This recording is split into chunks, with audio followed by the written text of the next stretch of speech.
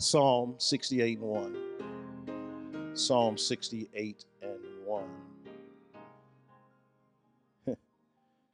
It's interesting. Can I take my time today? Cowboys losing anyway. I ain't trying to rush to get to no game. Psalm 68 and 1, New King James Version, says, "Let God arise and let his enemies be scattered. Let those also who hate him flee before him." Can I say it again? Let God arise. Let his enemies be scattered. Let those also who hate him flee before him. I'm going to say it one more time till I feel better. Let God arise. Let his enemies be scattered. Let those also who hate him flee before him. Y'all know we entering into the holiday season, and we're about to get some invites to some places. And you know, some of us come from certain experiences that before we accept the invite, we ask the question, who all is over there? For a few short moments, I want to speak from the subject of who all is over there. Homeboy done got his invitation by text message. He looking. I don't know if I'm going, Doc. Who all over there? Father, we thank you today for this opportunity to come before you and worship and sharing the word. I pray, Lord, that you will increase and I will decrease so that people can hear from you, not me. I pray, Father, that someone will be edified, lifted up, and encouraged by this, your word. We give you the praise. We give you the glory. In Jesus' name, amen. Who all is over there? I don't know if y'all know this or not, but certain communities, we want to know what we can expect before we come. I ain't coming to your gathering if I don't know what to expect.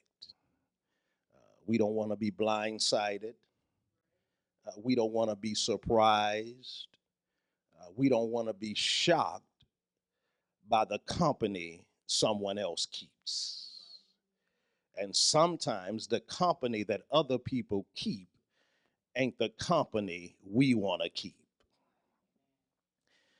You ever have friends who try to make their friends your friends? When you do that, sometimes personalities clash. The vibe between friend groups is different. The types of activities between friend groups are different. The lifestyle between friend groups are different. I remember one time, I ain't know somebody did something until somebody else was around. And I was like, man, I ain't know you smoked. I ain't know you sniffed a little cocaine and snort a line or two. Y'all ain't saying nothing until they got around certain people.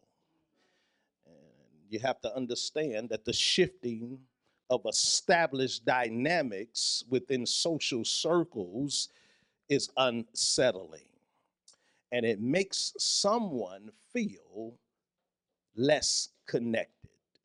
And have you ever felt close to someone until someone else came around them? Now all of a sudden, the mood has shifted. Now all of a sudden, the energy is different. Now all of a sudden, they have changed. So now you feel less confident in the relationship than you're used to feeling. They don't talk about people when they're around you, but when they get around so and so, they talk about everybody. It makes you wonder, what are they saying about me when I'm not around? Yeah, can I tell you something and still be your friend? Not all insecurity stems from intimidation. Some insecurity stems from people showing you they not safe to be around. I ain't intimidated by you. I just don't feel comfortable with you. I ain't intimidated by you. I'm not feeling you. There's something in your spirit that don't match mine. There's something on your mind that don't match my thought pattern. There's something about you that leaves me unsettling. I don't want to be around anyone I don't feel safe with. So then, when a person asks the question, who all is over there, they are trying to get a feel for what they must deal with if they decide to come to some place that they may not want to be. And this question is more about an interest in presence than avoidance. I'm not trying to avoid anyone. I'm just trying to preserve the presence of my peace. And I'm not trying to avoid the wrong encounter. I'm trying to preserve a joy and receive from the right encounter, oh God, in my life. If you like drama, if you like awkwardness, if you like being in the way, that's okay by me. But you can enjoy that drama and that awkwardness and be in the way by yourself. Yeah, oh my God. I ain't trying to be in the way with you. I'm not trying to be in no drama with you. I'm not trying to feel awkward with you. I just want some peace. I done been through too much for this peace. I done been through too much to allow you to disrupt my joy. I done been through too much for you to allow you to disrupt, my God, the favor of God on my life. And essentially, it's not that I don't like you, it's that I don't like the company you keep. And sometimes the company you keep affects the presence of the company you need. Ooh, did you hear what I said? Some of us can't get the right people in our life because we got the wrong people in our life. Some of us can't have the right encounter because we keep on trying to gather and bring the wrong person along with you. Some people don't need to go along with you into certain things. Sometimes you just need to go in it by yourself. Sometimes you just need to have a moment by yourself. Sometimes you just need to enjoy what God is doing for you by yourself. I've learned, ladies and gentlemen, brothers and sisters, that the more you keep to yourself, the more you keep to yourself. Did you hear what I said? Sometimes we trying to bring everybody along with us who ain't got no business being there and ain't got no business in our space, and we're wondering why we can't get the peace we need. We're wondering why we can't have the joy we need. We're wondering why we're not getting the experience we need. It's because you got the wrong company, and the company you keep is keeping you from the company you need. Oh my God, I'm going to preach to me today. And some may ask, you said all that, what they got to do with Psalm 68 and 1? I'll tell you what it got to do with Psalm 68 and 1. David is the author of Psalm 68. And scholars suggest that he wrote this psalm, watch this, after he secured the Ark of the Covenant. Okay, I got to give y'all a little history lesson. Watch this. The Ark of the Covenant represented God's presence. And one day, the Philistines stole the Ark during Eli's rule of the tabernacle. Eli, y'all remember Eli? He had them bad sons, Hophni and Phinehas. And Hophni and Phinehas was doing some of everything in the tabernacle. They were taking advantage of the women. They were taking advantage of the offerings. And God warned him about his sons, but he did nothing about it. And so what did God do? God corrected Eli, caused Eli to fall out of his seat and break his neck under the siege of the Philistines. And the Philistines took the ark and took it back to their temple in Dagon. Now watch this. You got to understand a little something about Dagon. Dagon was the Philistines' so-called god. And they took the ark of the covenant and set it before the statue of Dagon. And every night when they set the ark before the statue, they would come back the next morning and Dagon will be broken down and bowed. Ah, God. They did it about 2 or 3 times before they finally realized that this ark ain't nothing to play with. Ah, God. God did that just to let them know that he had kept a promise to Israel that there will be no other God before me. Ah, did you hear what I said? God says that when he arise, his enemies will be scattered. So when David got the ark back, David came up with a song that said, let God arise and let his enemies be scattered. You got to understand that when you serve the God that we serve, that when he is when everything that's in his presence, it's got to bow. Oh God, your circumstances got to bow. Your situation has got to bow. The things in your environment has got to bow. The stuff you don't want to deal with has got to bow. Look at somebody and say, baby, it got to bow. Watch this.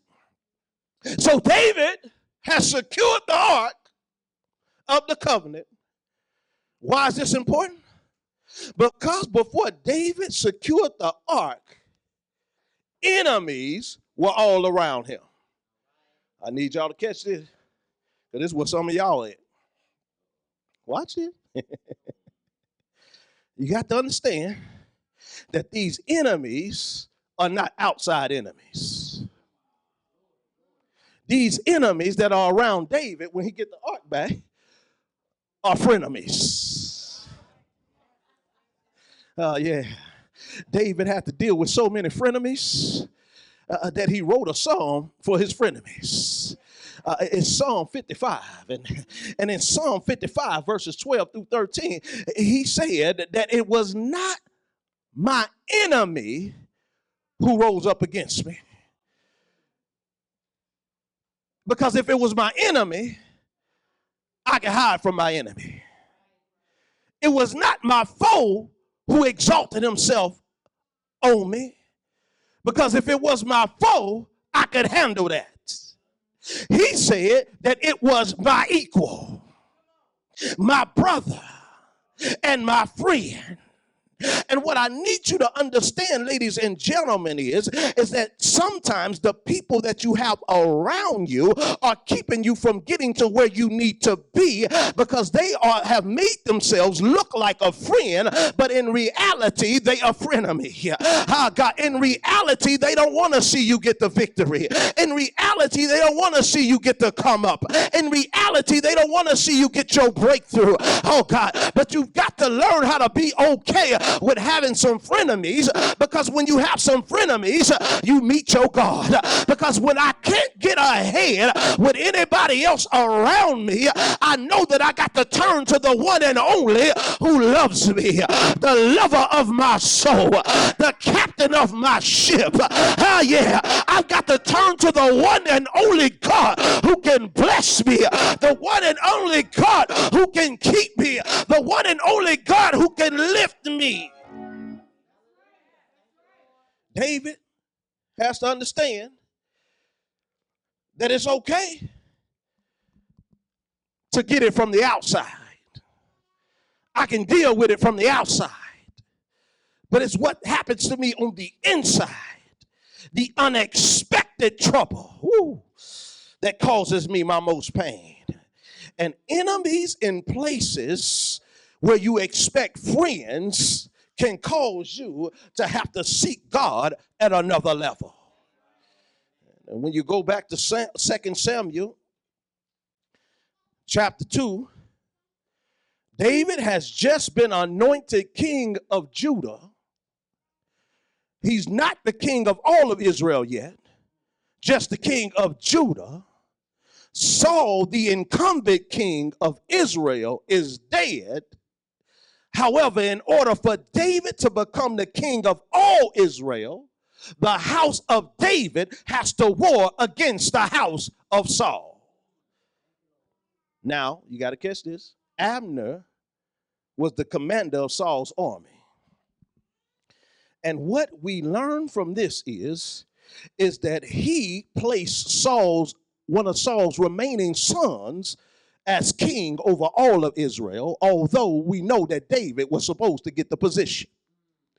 This led to an infighting between David, his camp, Judah, and Saul's camp, who's a dead man. Okay, I'm going to say that again. David has to fight against a dead man's camp. Can I tell y'all something, still be y'all friend? One of the first lessons we learn from this is, if your enemies can't defeat you, they will preoccupy you with dead things. Did you hear what I just said? If your enemies can't defeat you, they will preoccupy you with dead things. And stuff that don't even stand a chance will try to distract you. Stuff that don't even have any life in it. Stuff that don't even stand a chance. They will try to present themselves as something more formidable than what it really is. And can I park here just for a moment? Aren't you sick and tired of dead issues still coming up in your life? Aren't you sick and tired of dead arguments still coming up in your life? Aren't you sick and tired of dead circumstances still coming up in your life? You got no victory over it, but it's trying to remind you that you still can't defeat it. You got authority over it, but it's trying to remind you that you ain't got no authority over it. God, I'm here to tell somebody that it's time to get over dead stuff, dead relationships, dead connections, dead experiences, stuff that ain't got no life in it. It's trying to get in under your skin. Stuff that ain't got no life in it. It's trying to get on your nerve. I'm sick and tired of the dead thing keep trying to come up against me. I'm sick and tired of a dead situation keep reminding me of what it used to be. Baby, that's what used to be. I'm in a new season now. I'm in a new space now. I got new wisdom now. I got new understanding now. I'm so sick and tired of a dead thing coming up, tapping me on my shoulder, talking about, you remember me? No, I don't talk to ghosts. The only ghost that I talk to is holy. You got to understand, ladies and gentlemen, that you got to stop allowing dead stuff to get next to you and try to defeat you. It's dead. A dead dynasty is keeping David from his destiny. I'm going to say that again. A dead dynasty is keeping David from his destiny. And some of us have been dealing with dead dynasties. Oh God. God has already killed it. God has already put it away, but it's still coming up. It's still bothering you. It's still getting on your nerve. It's still reminding you in the morning when you get up out of the bed, you can't win. The devil is a lie. I got up with victory in my bones. I got up with victory in my hands. I got up with victory on my mind. I look at somebody and say, victory. I got victory, victory, victory. Watch this. God told me to tell you, don't get distracted by fake aggression, pretentious power, and false influence. There's always somebody who thinks they can stand in the way of what God's going to do for you. And Abner knows what God has proclaimed over David because he admitted it later. But he admitted it after he caused all this mess. Oh, I'm so sick of folk who cause mess and then try to admit I was wrong. No, you knew you was wrong before you did it. Why did you start all the mess, oh God, beforehand when you knew you was wrong before you did it? Watch this. David is trying to take all of Israel, but Abner is standing in the way. And Abner is thinking, if David takes over, he don't need me. Why? Because David already has commanders. David already has captains. David has everything that Abner could offer. Can I tell you something else to still be your friend? Some of the resistance that you're dealing with is coming from people who know you don't need them. Yeah, they want to stand in your way. They want to get on your nerve. They want to bother you. They want to delay your destiny. They want to delay your purpose. They want to delay your dreams. They want to interfere with everything that God has for you because they already know that once you come into the power, they already know that once you come into the purpose, they already know that once you get the position, you ain't gonna need them. I need you to understand something, ladies and gentlemen, that you need to know that, oh my God, that you got your own thing going in God. I got my own money. I got my own vision. I got my own purpose. I got my own relationships. I got my own relationship with God. I got my own prayer life. I'll take yours, but I don't need it. I got my own amens. I'll take yours, but I don't need it. I got my own victory. I'll take some of yours, but I don't need it. Ain't it just good to be somebody who can take a little extra, but you really don't need it? Why? Because God anointed me. I got my own anointing. I'll borrow some of yours, but I don't need yours. Oh God, anything you do for me is just an added benefit, baby, because I've been walking with God long enough to know that all he ever does for me is establish me in great things. All he ever does for me is establish me in favor. All he ever does for me is establish me in purpose. I'll take whatever you want, but you got to understand I don't need it. And when people know you don't need them, they become an enemy to you. Who you think you are? Somebody that don't need you? When people like being needed, they will make an enemy out of who don't need them. And Abner has made an enemy out of David because he know David don't need him. Watch this. Abner doesn't want to let things go. And this caused an unnecessary war. And I don't know about y'all, but I'm tired of fighting unnecessary battles. Abner knew that David was God's man. He was just being difficult for no reason. And here's another lesson. People who just want to fight for the sake of being fighting is dangerous to what God is want to do in your life. Can I say that again?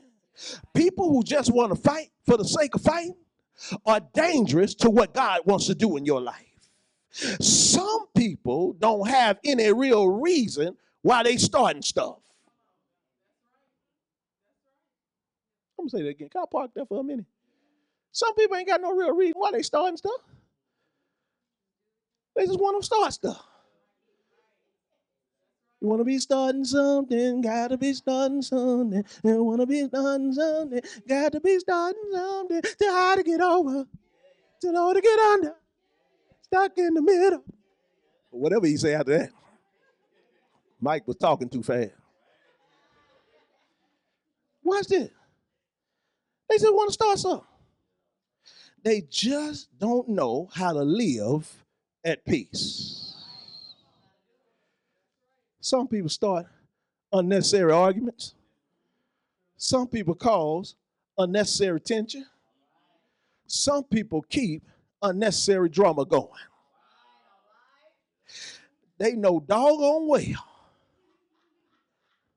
that what they're mad about ain't worth the argument. And sometimes in the middle of the argument, they realize it's stupid. But because they started the argument, they keep it going so that they won't look as bad. Sometimes the answer comes to them in the middle of the argument. Now, you know you didn't say that. But in order to keep you looking bad and keep you confused and keep you looking crazy, they keep the argument going, knowing doggone well that it ain't worth arguing about. I'm sick of unnecessary fights. I'm sick of unnecessary battles. I'd rather save my energy for what's necessary. And I need you to understand, ladies and gentlemen, be done with unnecessary arguments, tension, and drama. Matter of fact, anyone who engages in such activities should become unnecessary to you. Oh, I'm going to say it again. Anyone who engages in unnecessary activities should be unnecessary to you. They're letting you know they ain't worth your time. They're letting you know they're not worth your energy. They're letting you know they're not worth all of the things that they're bringing into your life. If all you can ever bring me is unnecessary fights and unnecessary drama and unnecessary arguments, then maybe you have just made yourself unnecessary. I ain't entertaining no more. I can't. It's too exhausting. It's costing me too much money, too much sleep, too much peace, too much joy. I'd rather be by myself than argue. Oh my God, I think it was Solomon who said it. Solomon said that it's better to be on the rooftop than to be in the house with a contentious person. Did you hear what I said? The man said, get on your roof if you got to. Go find you a roof to lay on. I got more peace on this gravel. I got more peace on this tire. I got more peace on all of this other stuff, oh God, than I do in a comfortable bed. Why? Because you so contentious. Had a pastor friend call me this week. I ain't gonna say his name, but I'm gonna use his story. I said, hey man, how the marriage going? Doc, I'm about as single as they can be. I said, man, what happened? Man, 2 weeks into that marriage, I tried to get her to know that woman was crazy. I said, what? He said, man, she was crazy. And he said, man, it was better for me to be by myself than to be with this arguing fool. I couldn't even go to work. She would think that I was there with somebody. You ain't working all them hours. Girl, don't you see my check? Don't you see how all this overtime on this check? Ain't that much overtime in the world. But she want to spend it. It's better to be on a rooftop than to be in the house with a contentious person. God says, get away from him. So some of David's, watch this, biggest problems came as a result of this unnecessary war and this unnecessary resistance. The text says that there was a long war between David's house and Saul's house. It doesn't tell us how long the war lasted, but what it does tell us is that David's house grew stronger and stronger while Saul's house grew weaker and weaker. Now watch this. Part of the reason why David's house became strong is because David's strength came through him producing sons. David started manufacturing sons, watch this, to help him with the war. Saul's house became weaker because Saul dead and he can't produce no sons. Watch this. David starts producing sons for the war. He became strong for the war, but he became weak in regular life. How did he become weak in regular life? Y'all ain't gonna believe it. Because some of the sons he produced for war became some of his biggest problems in his house later on. Ooh, did y'all catch that? The sons he produced for war became some of the biggest problems in his house later on. Y'all don't believe nothing. Watch this, watch this. Who all over there? Somebody say, who all over there? Amnon was over there. Amnon came as a result of an unnecessary war. Y'all know Amnon, don't you? Amnon is the son of David who became so overgrown with lust that he desired his own half-sister and raped her. And the rape of his own half-sister brought shame to David's house. Can I tell you sometimes that it's your own who bringing the shame on you? It's the one that you gave birth to in a time of need, the one that you raised, the one that you fed, the one that you reared, the one that you developed is the one who bringing the shame. Okay, y'all still don't believe nothing. Y'all ain't convinced. Look at somebody and say, who all is over there? Absalom is over there. Absalom was born because of this unnecessary fight that David had with Abner that could have been resolved if Abner wouldn't have started this mess. Y'all know Absalom, don't you? Absalom is the son of David who got mad because Tamar was his full sister, the one that Amnon raped. And because David didn't do nothing about what Amnon did, Absalom killed Amnon and then sought revenge against his daddy David. Okay, y'all still ain't convinced. Look at somebody and say, who all is over there? Adonijah over there. Adonijah was born as a result of this unnecessary fight. You know Adonijah, don't you? Adonijah is David's son who tried to take advantage of David when he grew old and sickly and had poor health and tried to take the throne from underneath David while he was sick. Watch this. All of these sons were considered a strength while David was fighting an unnecessary war, but later became a problem once the fighting was over.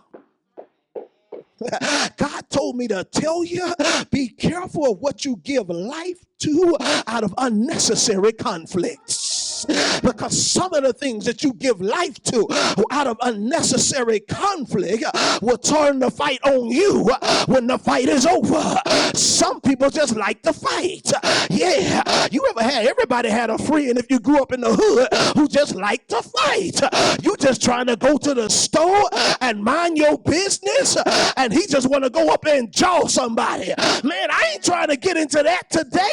Some people just want to fight. But once the fight is over, guess what happens?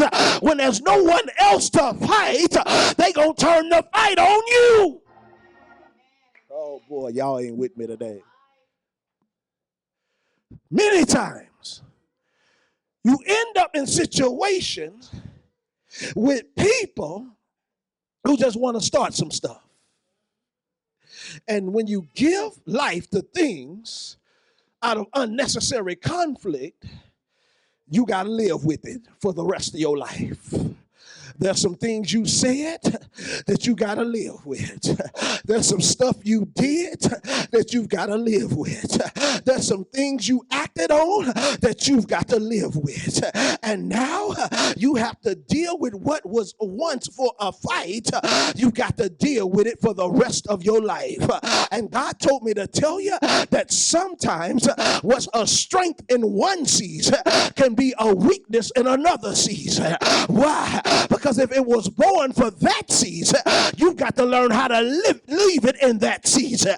You can't use it in your next season. Those sons were born for war. And once the war was over, they started fighting their daddy.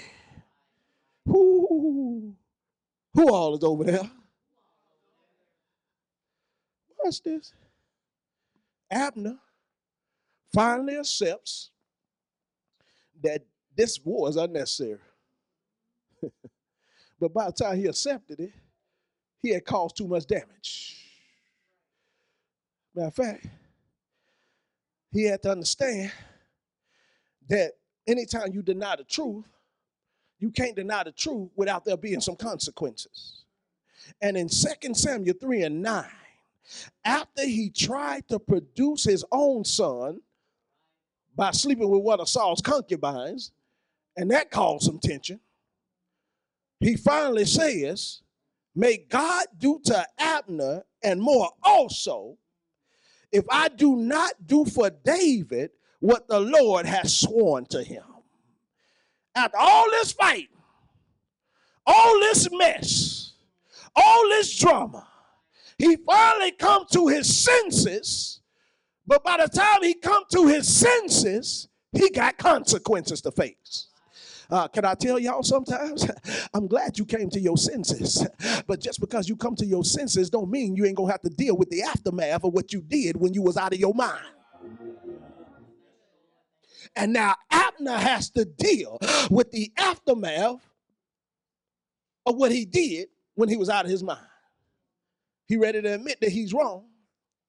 But before he shows his face in Judah, y'all ain't going to believe what he had. He asked, who all is over there? That's what he asked. He literally asked that. Y'all don't believe nothing? Watch this, watch this. In 2 Samuel 3:12, the man literally says, it says, then Abner sent messengers on his behalf to David saying, who's in the land? And then asking, who all is over there?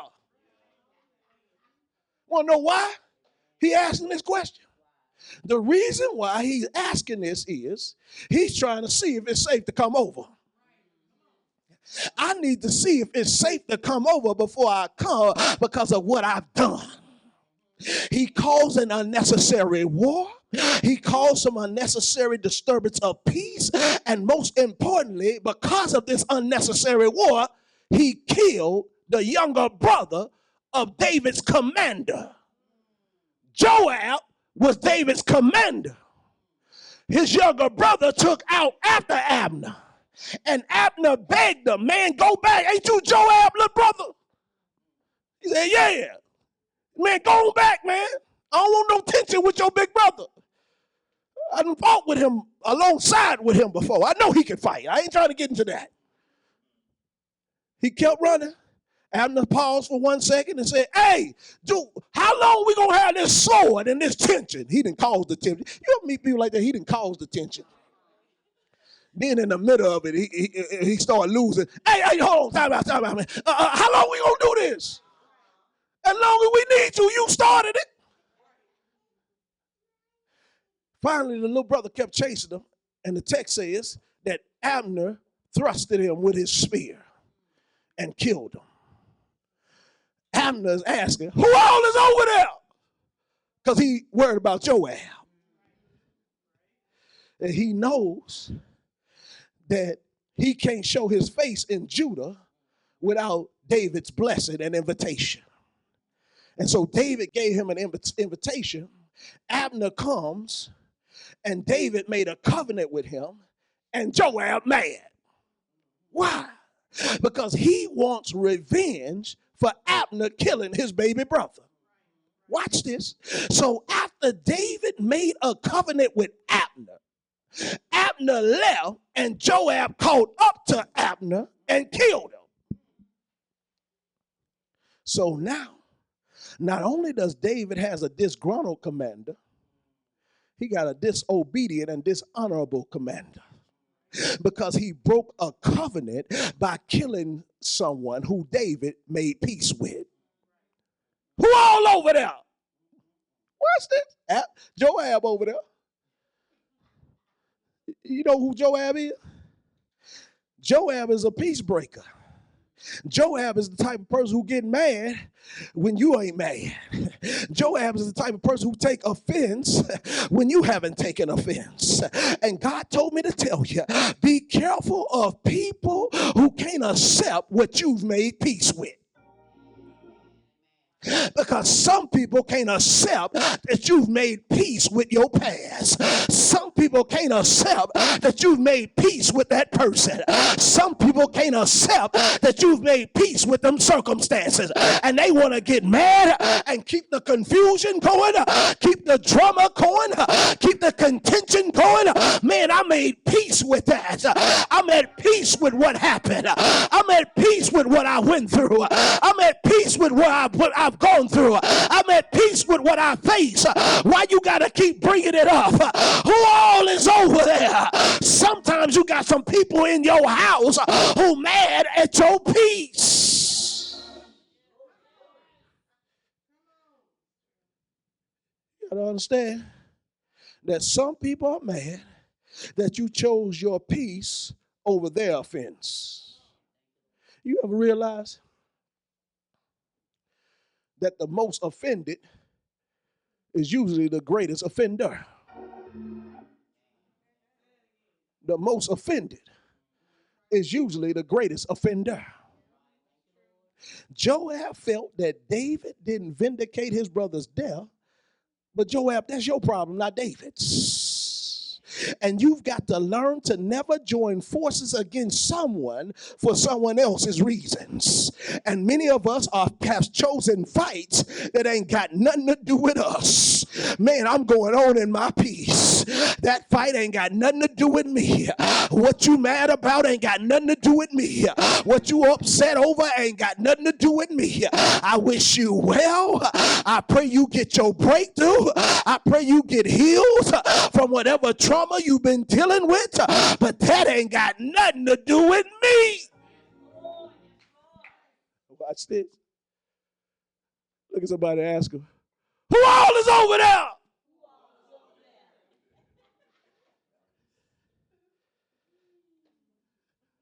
Michael over there. That's David's wife.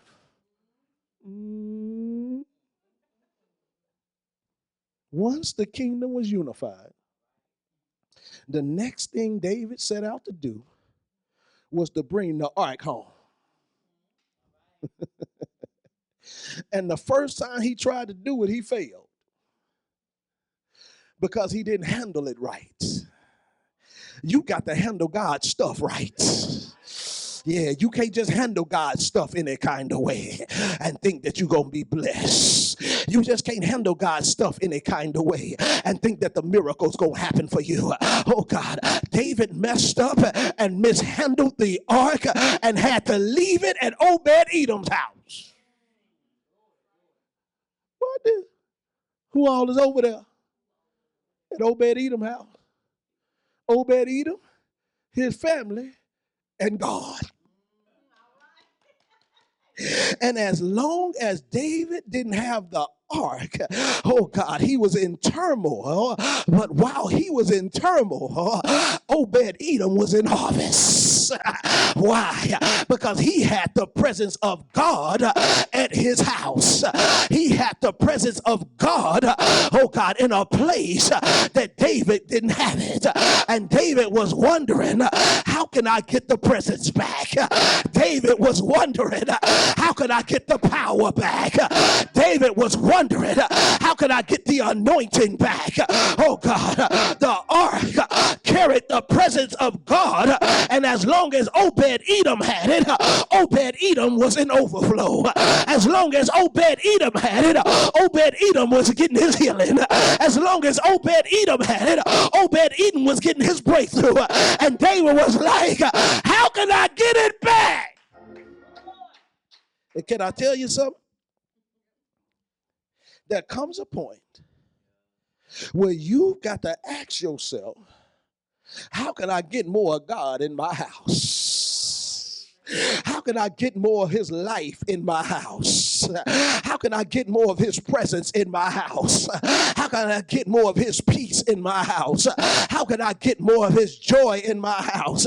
And so David finally figured out how to get it back.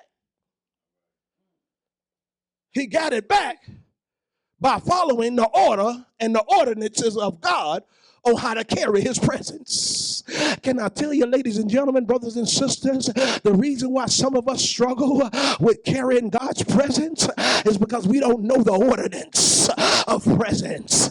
We don't know how to host his presence.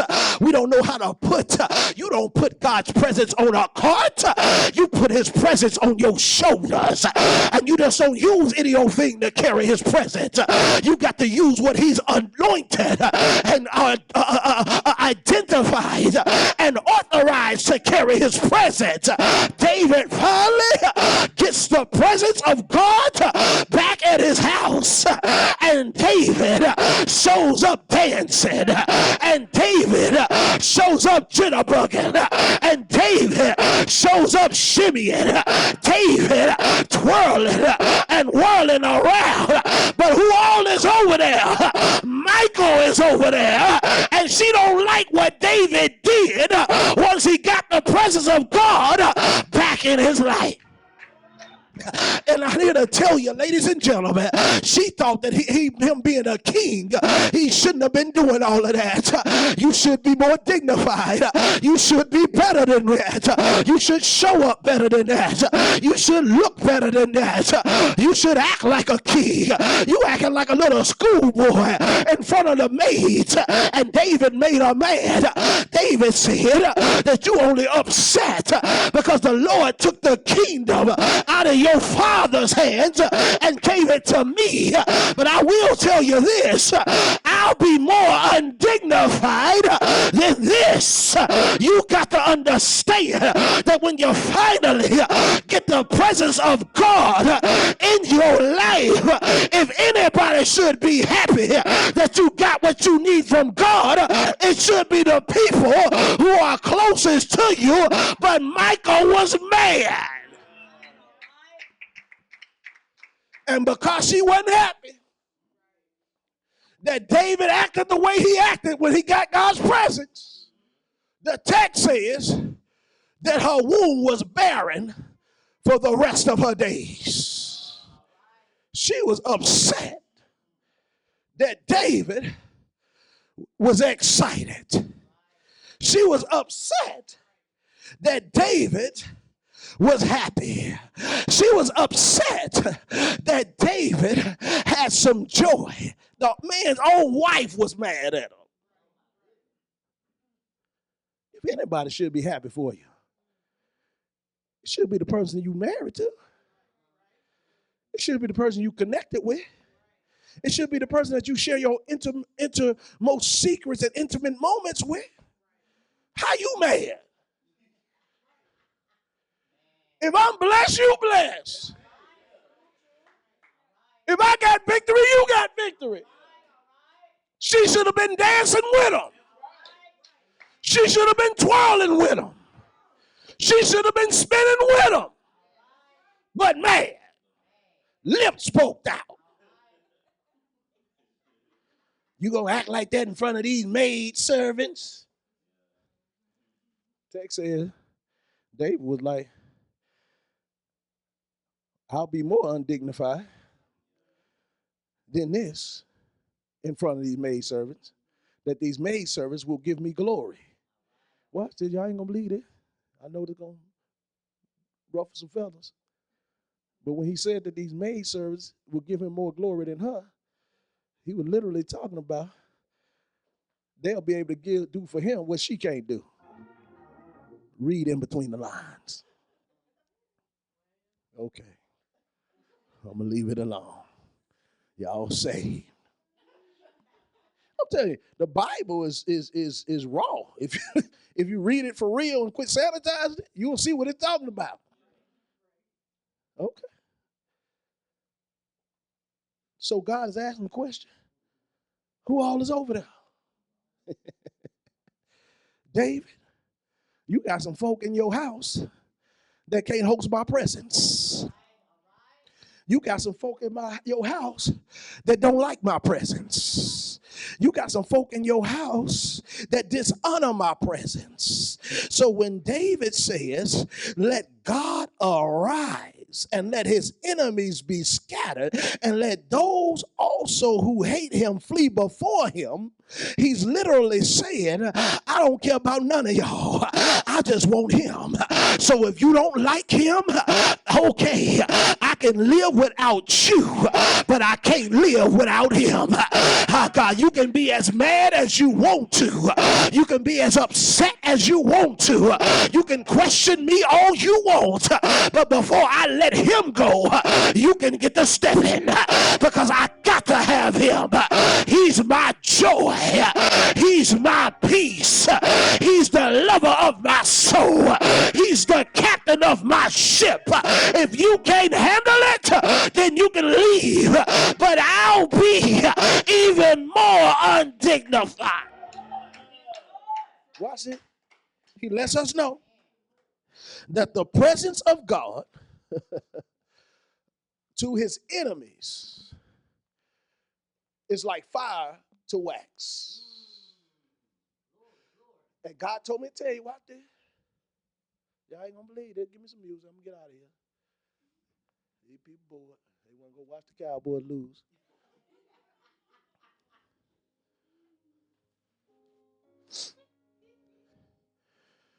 You'll know when you got God's presence by who flees from you. Some of y'all wondering why some people left. They left because they couldn't stand the presence of God on your life. You wonder why some people don't pick up the phone no more. The presence of God won't let them pick up the phone, because if they pick up the phone, they're going to mess everything up you got going on. Keep a lid on it and shut your mouth. Watch this. I need y'all to understand something. David had sons that were born for war that ended up turning on David and starting fights with him. But y'all ain't gonna believe this. That was his first group of sons. He had a second group of sons that were born to him in Jerusalem as he was taking the kingdom. Right at the time that he was getting God's presence back, these sons were being born in his life. And out of those sons came Solomon and some other significant sons. And those sons, ladies and gentlemen, brothers and sisters, represent different seasons in David's life. The first group of sons represented the warrior David. He was fighting a lot, so he gave birth to fighters. The second group of sons represented the established kingdom of David. And God told me to tell you that when you get his presence in your life, everything that you give birth to from that point on will take you from fighting to ruling. And many of us have been fighting, but we ain't ruling nothing. And God is saying that the enemy is trying to keep his presence out of your life so that you will never get to the point where you rule anything. You always fighting for everything you need. You always fighting for every relationship, every connection, every open door, every opportunity. You're fighting. But when you get the presence of God in your life, you go from fighting to ruling. I'm sick of fighting. I want to rule. I want to run some stuff.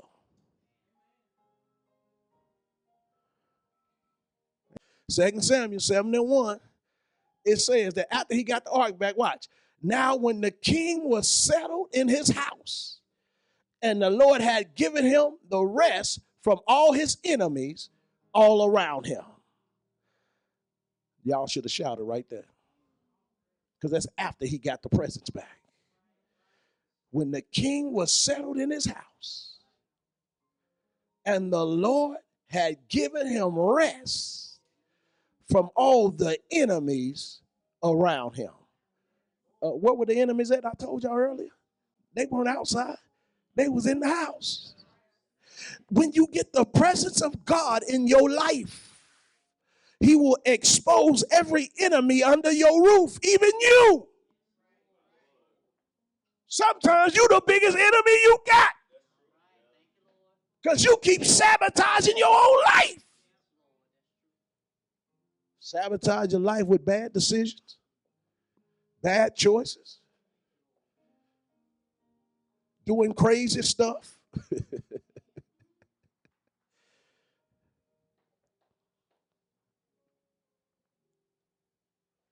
Who all is over there? God is asking you, before I move in your life this way again, I need to know who all is over there. Last time you put me out for a man. Last time you put me out for a woman. Last time you put me out for what you thought was going to do better. Before I come back again, I need to know if they over there, because if they over there, I ain't coming. Because I'm not going to let you choose them over me again. You better make up your mind that you want me. You better make up your mind that I'm all you need.